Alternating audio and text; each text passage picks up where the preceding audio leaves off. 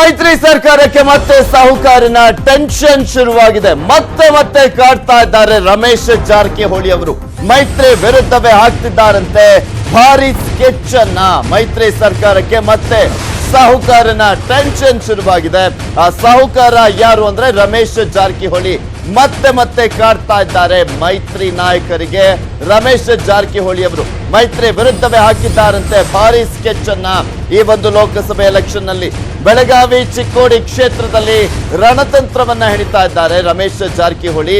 ಅದು ಬಿಜೆಪಿಯ ಜೊತೆ ಸೇರಿ ರಮೇಶ್ ಜಾರಕಿಹೊಳಿ ಅವರು ಒಪ್ಪಂದವನ್ನ ಮಾಡಿಕೊಂಡಿದ್ದಾರೆ ಅಂತ ಹೇಳಲಾಗ್ತಾ ಇದೆ. ಎರಡೂ ಕಡೆ ಬಿಜೆಪಿಯನ್ನ ಗೆಲ್ಲಿಸಲು ಮಾಸ್ಟರ್ ಪ್ಲಾನ್ ಅನ್ನ ರೂಪಿಸಿದ್ದಾರೆ ಅಂತ ಹೇಳಲಾಗ್ತಾ ಇರುವಂತದ್ದು.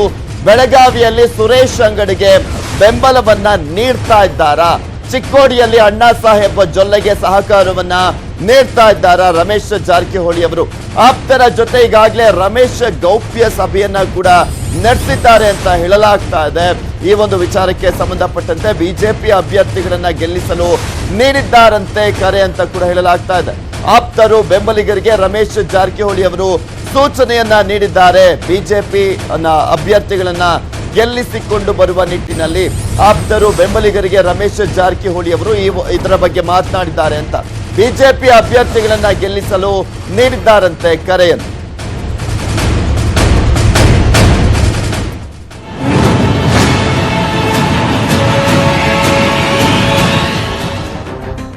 ಈ ಮಾಹಿತಿಯನ್ನ ತಿಳಿದು ಎಚ್ಚೆತ್ತುಕೊಂಡಿದೆ ಕಾಂಗ್ರೆಸ್ ಹೈಕಮಾಂಡ್. ಜಿಲ್ಲಾ ಉಸ್ತುವಾರಿ ಸಚಿವರಾಗಿರುವಂತಹ ಸತೀಶ್ಗೆ ಟಾಸ್ಕ್ ಅನ್ನ ಕೂಡ ನೀಡಲಾಗಿದೆ. ಮೈತ್ರಿ ಅಭ್ಯರ್ಥಿಗಳನ್ನ ಗೆಲ್ಲಿಸುವಂತ ಹೊಣೆಯನ್ನ ನೀಡಲಾಗಿರುವಂತದ್ದು ಸತೀಶ್ ಜಾರಕಿಹೊಳಿ ಅವರಿಗೆ.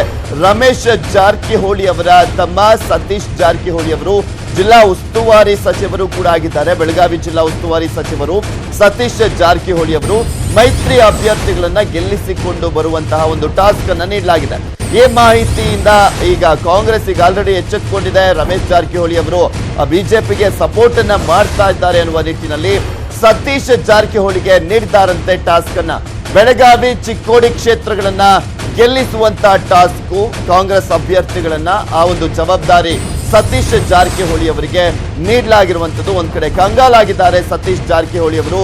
ಸತೀಶ್ಗೆ ರಮೇಶ್ ಜಾರಕಿಹೊಳಿ ಅವರದ್ದೇ ಟೆನ್ಷನ್ ಇರುವಂತದ್ದು. ಸತೀಶ್ ಕರೆದ್ರು ಕೂಡ ಕ್ಯಾರೆ ಅಂತ ಇಲ್ಲ ರಮೇಶ್ ಜಾರಕಿಹೊಳಿ ನಡೆಯಿಂದ ಸತೀಶ್ ಜಾರಕಿಹೊಳಿ ಅವರು ಕಂಗಾಲಾಗಿದ್ದಾರೆ ಅಣ್ಣನ ನಡೆಯಿಂದ.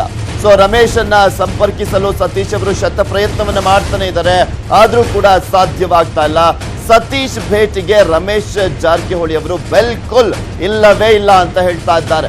ಸಾಹುಕಾರನ ನಡೆಯಿಂದ ಸತೀಶ್ಗೂ ಕೂಡ ಟೆನ್ಷನ್ ಆಗಿರುವಂತದ್ದು. ಯಾಕೆಂದ್ರೆ ಹೈಕಮಾಂಡ್ ನೀಡಿರುವಂತಹ ಜವಾಬ್ದಾರಿಯನ್ನ ಸಮರ್ಥವಾಗಿ ಎದುರಿಸಿ ಅಲ್ಲಿ ಕಾಂಗ್ರೆಸ್ ಅಭ್ಯರ್ಥಿಗಳನ್ನ ಗೆಲ್ಲಿಸಿಕೊಂಡು ಬರಬೇಕಾಗಿದೆ. ಆದ್ರೆ ರಮೇಶ್ ಜಾರಕಿಹೊಳಿಯ ಸಪೋರ್ಟ್ ಇಲ್ಲ ಅಂದ್ರೆ ಆ ಎರಡು ಕ್ಷೇತ್ರಗಳಲ್ಲಿ ಗೆಲ್ಲಿಸಿಕೊಂಡು ಬರೋದು ತುಂಬಾ ಕಷ್ಟವಾಗಲಿದೆ.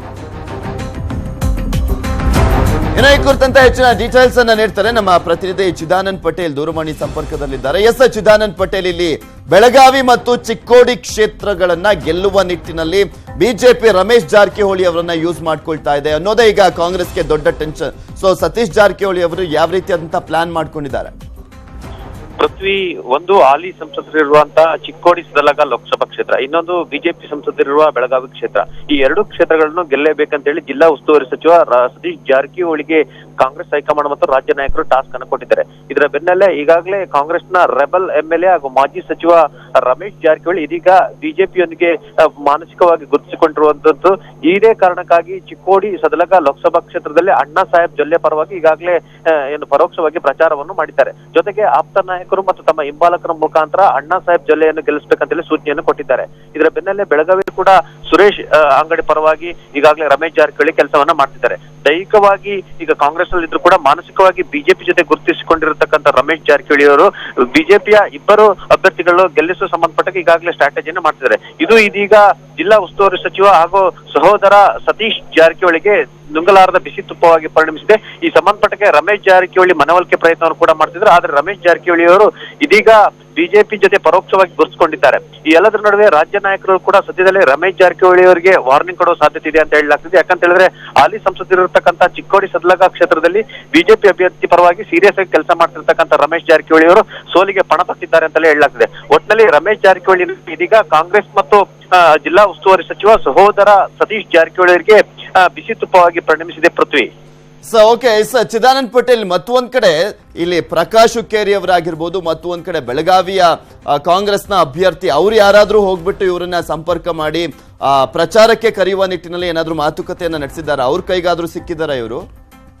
ಇದೀಗ ಸತೀಶ್ ಜಾರಕಿಹೊಳಿ ಅವರು ರಮೇಶ್ ಜಾರಕಿಹೊಳಿ ಅವರು ನಮ್ಮ ಪರವಾಗಿ ಕೆಲಸ ಮಾಡ್ತಾರೆ, ಅವರು ನಮ್ಮ ಜೊತೆ ಇದ್ದಾರೆ ಅಂತ ಒಂದು ಮಾತನ್ನು ಕೂಡ ಹೇಳ್ತಿದ್ರು. ಆದ್ರೆ ರಮೇಶ್ ಜಾರಕಿಹೊಳಿ ಅವರು ಕೂಡ ಕಾಂಗ್ರೆಸ್ನ ಯಾವುದೇ ಪ್ರಚಾರಗಳಿಗೆ ಹೋಗ್ತಾ ಇಲ್ಲ ಮತ್ತು ಯಾವುದೇ ಸಭೆಗಳಲ್ಲೂ ಕೂಡ ಕಾಣಿಸ್ಕೊಳ್ತಿಲ್ಲ, ಯಾವುದೇ ಸ್ಟ್ರಾಟಜಿಯನ್ನು ಕೂಡ ಮಾಡ್ತಿಲ್ಲ.